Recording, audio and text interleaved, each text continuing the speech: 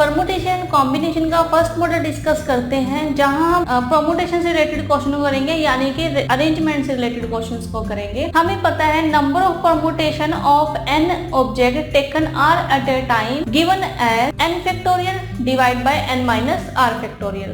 ठीक है, तो इससे रिलेटेड फर्स्ट एग्जांपल करते हैं। क्वेश्चन है यहाँ पे in how many ways can 3 prizes be distributed among 4 boys when a no boy get more than 1 prize. ठीक है, क्वेश्चन में हमसे पूछा गया है कि हम 3 प्राइजेस को 4 बॉयज में कितने वेज में डिस्ट्रीब्यूट कर सकते हैं, जबकि एक भी बॉय जो है वो उसको एक से ज्यादा प्राइज नहीं मिले। सबसे पहले तो हम ये जानते हैं कि ये क्वेश्चन परमुटेशन का है या कॉम्बिनेशन पूछा गया है। ठीक है, तो सबसे पहले ये देखते हैं कि इस क्वेश्चन में अरेंजमेंट या सीक्वेंस या ऑर्डर इंपॉर्टेंट है या नहीं है। तो हमारे पास यहाँ पे 4 बॉयज है। सपोज कि हमारे पास बॉयज हैं A, B, C and D।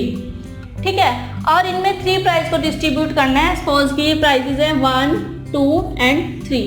In 3 prices को हमने इन 4 बॉयज में डिस्ट्रीब्यूट करना है, और इन 3 प्राइजेस को 4 बॉयज में कैसे डिस्ट्रीब्यूट करेंगे ये हमसे क्वेश्चन में पूछा गया है। तो अगर यहाँ पर जो फर्स्ट पोजीशन है हमें दी हुई, first position, second position, third position, यानी कि 3 प्राइजेस है हमारे पास और 4 पर्सन्स है जिनमें प्राइज को डिस्ट्रीब्यूट करना है। अगर यहाँ पे सपोज कि फर्स्ट पोजीशन A ने ली है और सेकंड पोजीशन B ने ली है और थर्ड पोजीशन C ने ली है, ये तो एक वे हुआ जो हमने प्राइस को डिस्ट्रीब्यूट किया है। ऐसे ही सपोज कि जो फर्स्ट पोजीशन थी वो B ने ली है और जो सेकंड पोजीशन है वो A ने ली है और जो थर्ड पोजीशन है वो C ने ली है। ठीक है, ये सेकंड वे है प्राइस को डिस्ट्रीब्यूट करने का, यानी कि फर्स्ट पोजीशन पर B है और सेकंड पोजीशन पर A है। और फर्स्ट केस में फर्स्ट पोजीशन पर A था और सेकंड पोजीशन पर B था। बाकी जो रिमेनिंग पर्सन है वो एज इट इज है, ऐसे ही है, सेम रिमेनिंग सेम ही है। ठीक है, तो उस यानी कि यहाँ पर जो पर्सन्स की पोजीशन है वो इंटरचेंज हो रही है। तो ये एक डिफरेंट वे है क्वेश्चन को करने का, क्योंकि यहाँ पे पर्सन की जो पोजीशंस है वो बदली है। क्लियर है कि क्वेश्चन में यहाँ पर जो पर्सन्स की पोजीशंस है या जो पर्सन्स का ऑर्डर है, सीक्वेंस है, वो इम्पोर्टेंट है। तो हम कह सकते हैं कि जो ये क्वेश्चन है ये अरेंजमेंट बेस्ड है, ये परमुटेशन बेस्ड है। तो हमें पता है कि number of permutation given as n factorial given as npr is equal to n factorial divide by n minus r factorial. ठीक है, n है यहाँ पे नंबर ऑफ पर्सन्स और r है यहाँ पे number of person taken at a time. तो जो क्वेश्चन हमें दिया हुआ है उसमें हमारे पास n है 4 बॉयज और r है 3, क्योंकि हमें 4 बॉयज को 3 प्राइज डिस्ट्रीब्यूट करने हैं। तो अगर हम इस क्वेश्चन के अकॉर्डिंग देखें तो 4p3 इज इक्वल टू 4 है यहाँ पे टोटल नंबर ऑफ पर्सन्स और r है जो प्राइज उनको दिए गए हैं। ठीक है, तो 4p3 यानी कि 4 factorial divide bye 4 minus 3 factorial, यानी कि 4 फैक्टोरियल डिवाइड बाय 1 फैक्टोरियल।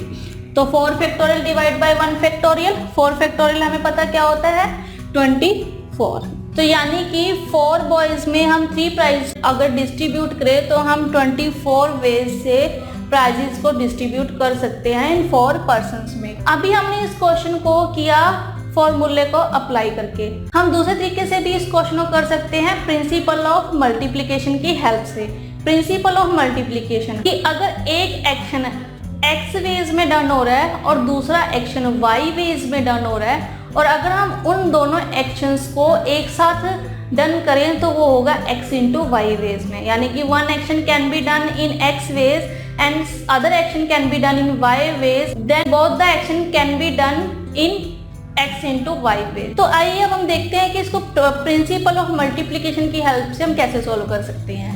हमारे पास 4 पर्सन्स हैं, ठीक है, और 3 पोजीशंस हैं उनके लिए, 3 प्राइजेस हैं हमारे पास। तो अगर हम देखें फर्स्ट पोजीशन पे A भी आ सकता है ना, फर्स्ट पोजीशन पे B भी आ सकता है और C भी आ सकता है और D भी आ, यानी कि फर्स्ट पोजीशन पर चारों पर्सन्स आ सकते हैं। हमें नहीं मेंशन कि फर्स्ट पोजीशन A को ही ऑक्यूपाइड की गई है या B को ही ऑक्यूपाइड किया गया है, C को या D को, ठीक है। तो यानी कि फर्स्ट पोजीशन को इन चारों में से कोई एक ऑक्यूपाइड करेगा, और सपोज कि फर्स्ट पोजीशन को यहाँ पर जो है फर्स्ट पोजीशन को 4 पर्सन्स ऑक्यूपाइड कर सकते हैं। तो यानी कि फर्स्ट पोजीशन ऑक्यूपाइड हो रही है 4 पर्सन्स के द्वारा। ठीक है, ऐसे ही जो सेकंड पोजीशन है, अब तो फर्स्ट पोजीशन पे 4 पर्सन्स है, जो इनमें से एक जो है जो फर्स्ट पोजीशन को ऑक्यूपाइड करेगा। ठीक है, सपोज कि यहाँ पर जो बी है इसने फर्स्ट पोजीशन को ऑक्यूपाइड किया है। अब जो सेकंड पोजीशन है उसके लिए जो रिमेनिंग पर्सन्स है हमारे पास वो है 3 पर्सन्स, यानी कि जो सेकंड पोजीशन है उसके लिए हमारे पास जो चॉइसेस हैं वो 3 है। ठीक है, तो सेकंड पोजीशन के लिए हमारे पास 3 पर्सन्स है जिनमें प्राइस को डिस्ट्रीब्यूट करना है। ठीक है, सपोज कि ए ने ली है सेकंड पोजीशन। ठीक है, अब हमारे पास जो थर्ड पोजीशन है उसके लिए 2 ही चॉइसेस हैं, तो सपोज कि थर्ड पोजीशन पर 2 चॉइसेस हैं हमारे पास, तो थर्ड पोजीशन के लिए 2 पर्सन्स अवेलेबल हैं। रिमेनिंग है जो से सपोज कि डी ने लिया हमारे पास थर्ड पोजीशन। ठीक है, अगर हम इसको प्रिंसिपल ऑफ मल्टीप्लिकेशन के अकॉर्डिंग करें तो 4 × 3 × 2। ठीक है, अब हमें पता है कि फर्स्ट एक्शन जो है वो 4 वेज से हो रहा है और जो सेकंड एक्शन है वो 3 वेज से हो रहा है, लेकिन यहाँ पर मोर देन 2 एक्शंस है, 2 से ज्यादा एक्शंस है, तो हम इसे मल्टीप्लाई करेंगे 4 × 3 × 2। ठीक है, 4 3 = 12, 2 = 24, क्योंकि ये सभी नेचुरल नंबर है। 4 × 3 × 2 हमें पता है 4 × 3 × 2 होता है 4 फैक्टोरियल, 4 फैक्टोरियल होता है 24। तो अगर आप ऑब्जर्व कर रहे हो कि फॉर्मूले की हेल्प से और प्रिंसिपल ऑफ मल्टीप्लिकेशन की हेल्प से जो आंसर आया हमारे पास सेम आया। प्रिंसिपल ऑफ मल्टीप्लिकेशन की हेल्प से क्वेश्चन को सॉल्व करना आना चाहिए, क्योंकि जो परमुटेशन के क्वेश्चन है वो कंडीशनल बेस्ड भी होते हैं। ठीक है, और जो कंडीशनल बेस्ड क्वेश्चन है वो फॉर्मूले की हेल्प से सॉल्व नहीं भी होता। ठीक है, तो वो कई सारे क्वेश्चन जो हैं वो प्रिंसिपल ऑफ मल्टीप्लिकेशन की हेल्प से सॉल्व होते हैं, तो इसलिए जो प्रिंसिपल ऑफ मल्टीप्लिकेशन है वो आना चाहिए। तो इस क्वेश्चन का आंसर हुआ 24। तो ये हमने बहुत ही बेसिक क्वेश्चन किया परमुटेशन से रिलेटेड। ठीक है, जिसको हमने फॉर्मूले की हेल्प से किया और प्रिंसिपल ऑफ मल्टीप्लिकेशन की हेल्प से उसके आंसर को हमने फाइंड आउट किया।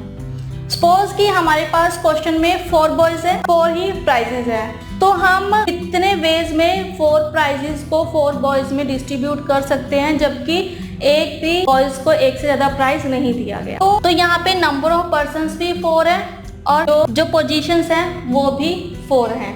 ठीक है, यानी कि persons A, B, C and D, और पोजीशंस भी हमारे पास यहाँ पर 4 हैं। Number of permutation 4 person taken 4 at a time. ठीक है, तो अगर हम इसे फॉर्मूले की हेल्प से करें तो NPR = n factorial divide by n - r factorial. तो n है यहाँ पर 4 और जो r है वो भी है 4, यानी कि n = 4 और r = 4। तो NPR हुआ यहाँ पे 4P4। ठीक है, अब 4P4 यानी कि 4 फैक्टोरियल डिवाइड बाय 4 - 4 फैक्टोरियल। तो 4 factorial divide bye 0 factorial. 0 factorial होता है 1, तो 4 फैक्टोरियल हमें पता है क्या होता है 24। अब इस क्वेश्चन में हमारे पास n भी 4 है और r भी 4 है, यानी कि n = है r के, तो जो आंसर होगा हमारे पास वो क्या होगा n फैक्टोरियल। यानी कि अगर हमारे पास क्वेश्चन में n और r इक्वल हो तो हमारा जो आंसर रहेगा वो रहेगा n फैक्टोरियल। ठीक है, तो आप इस स्टेटमेंट को याद रखोगे, जब n = r हो तो हमारे पास आंसर होगा n फैक्टोरियल। तो अगर हम इस क्वेश्चन को प्रिंसिपल ऑफ मल्टीप्लिकेशन की हेल्प से करें तो फर्स्ट पोजीशन पर 4 पर्सन्स है। ठीक है, फर्स्ट पोजीशन को ऑक्यूपाइड करने वाले 4 पर्सन्स हैं। A भी ऑक्यूपाइड कर सकता है, B भी, C भी, D भी। सपोज B ने करी है तो सेकंड पोजीशन पर हमारे पास है 3 पर्सन्स, 3 चॉइसेस हैं। सपोज A ने हमारे पास सेकंड पोजीशन को ऑक्यूपाइड किया है। ठीक है, थर्ड पोजीशन के लिए हमारे पास अब 2 पर्सन्स हैं, तो यहाँ पर 2 और लास्ट में 1। C ने सपोज थर्ड पोजीशन ऑक्यूपाइड की है और D लास्ट पोजीशन के लिए रह गया। तो अगर हम प्रिंसिपल ऑफ मल्टीप्लिकेशन की इसको हेल्प से करें तो 4 × 3 × 2 × 1 यानी कि 4 फैक्टोरियल = 24। तो आप चाहो तो फॉर्मूले की हेल्प से और चाहो तो प्रिंसिपल ऑफ मल्टीप्लिकेशन की हेल्प से जिससे भी चाहो क्वेश्चन को सॉल्व कर सकते हो, जो रिक्वायर्ड आंसर है उसे फाइंड आउट कर सकते हो।